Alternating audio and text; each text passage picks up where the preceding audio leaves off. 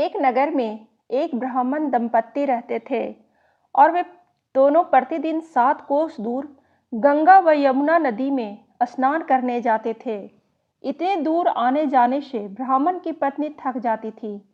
इसलिए एक दिन उसने अपने पति से कहा कि हमारा एक पुत्र होता तो कितना अच्छा रहता।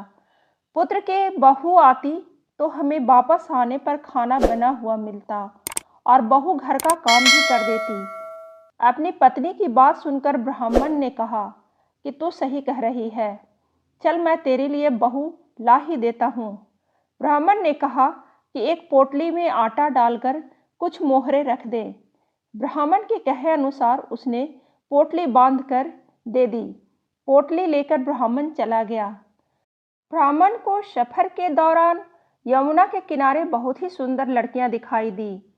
वे रेत में घर बनाकर खेल रही थी। उनमें से एक लड़की ने कहा कि मैं अपना घर नहीं बिगाड़ूंगी, मुझे तो रहने के लिए ये घर चाहिए।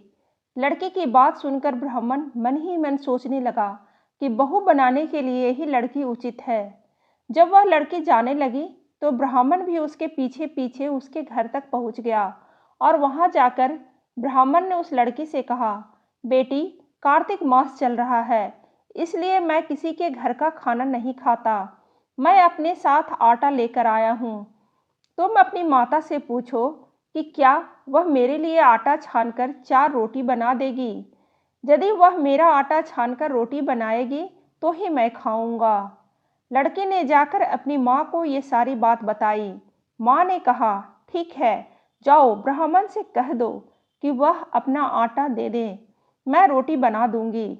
जब वह आटा छानने लगी तो आटे में से मोहरे निकली और वह सोचने लगी कि जिसके आटे में इतनी मोहरे हैं उसके घर में कितने मोहरे होंगी। जब ब्राह्मण खाना खाने बैठा तो लड़की की माँ ने उस ब्राह्मण से पूछा, क्या आपका कोई लड़का है और क्या आप उस लड़के को सगाई करने जा रहे हो।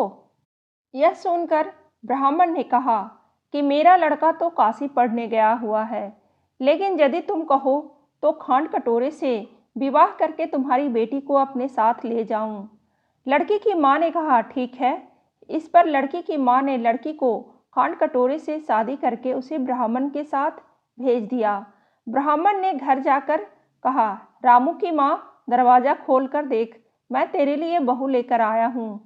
ब्राह्मण की पत्नी भीतर से ही बोली, हमारे तो कोई बेटा नहीं है तो बहू कहाँ से लाए।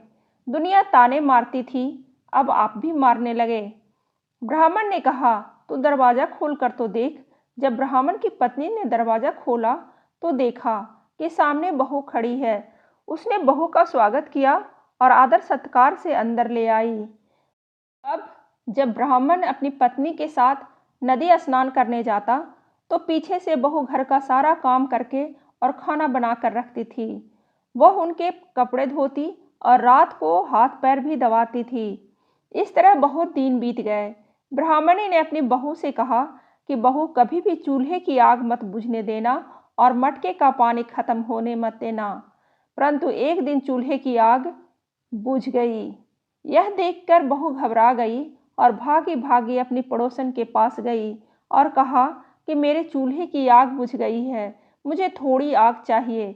मेरे सास ससुर सुबह स्नान करने गए हुए हैं, वह थक कर घर आएंगे, इसलिए मुझे उनके लिए खाना बनाना है।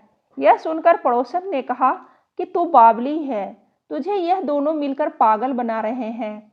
इनके कोई पुत्र नहीं है और ये निसंतान हैं। बहू ने कहा, नहीं, ऐसा मत बोलो, इनका बेटा तो बनारस काशी में पढ़ने गया हुआ है। इस पर पड़ोसन ने कहा कि यह तुझे झूठ बोलकर लाए हैं, मेरी बात सच मान, इनके कोई बेटा नहीं है। अब बहू पड़ोसन की बातों में आ गई और कहने लगी, अब आप ही बताओ मैं क्या करूं।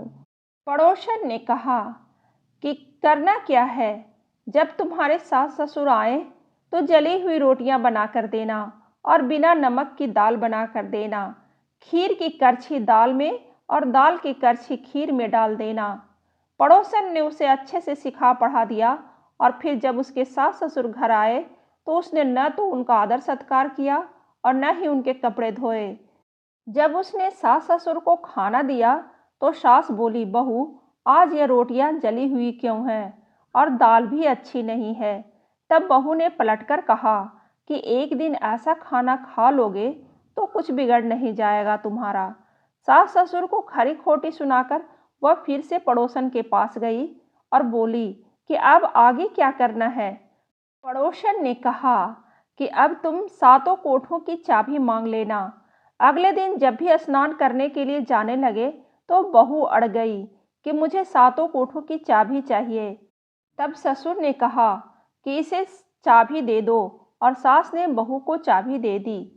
सास ससुर के जाने के बाद जब बहू ने दरवाजे खोले तो देखा कि किसी में अन्न भरा है, किसी में धन भरा है और किसी कोठे में बर्तन पड़े हैं। जब उसने सबसे ऊपर का सातवां कोठा खोला तो देखा कि शिव जी, पार्वती माता, गणेश जी, लक्ष्मी माता जी, पीपल पथवारी, कार्तिक के ठाकुर, राई दामोदर, तुलसी जी का बिड़वा, गंगा यमुना और 33 कोटि देवी देवता विराजमान हैं। वहीं पर एक लड़का चंदन की चौकी पर बैठा माला जप रहा है। यह सब देखकर उसने लड़के से पूछा कि तुम कौन हो। तब लड़का बोला कि मैं तेरा पति हूँ, अभी दरवाज़ा बंद कर दे, जब मेरे माता पिता आएंगे तब दरवाज़ा खोलना। यह देखकर बहू बहुत खुश हुई और 16 श्रृंगार कर सुंदर वस्त्र पहनकर अपने सास ससुर का इंतजार करने लगी। उसने अपने सास ससुर के लिए अच्छे अच्छे पकवान बनाए। जब उसके सास ससुर घर पर आए तो उसने उनका आदर सत्कार किया और प्रेम पूर्वक खाना खिलाया और हाथ पैर दबाने लगी। पैर दबाते दबाते बहू ने कहा कि माँ, आप इतनी दूर गंगा यमुना स्नान करने के लिए जाती हो तो आप थक जाती हो, इसलिए आप घर पर ही स्नान क्यों नहीं करती हो। यह सुनकर सास कहने लगी कि बेटा, गंगा यमुना घर पर तो नहीं बहती है।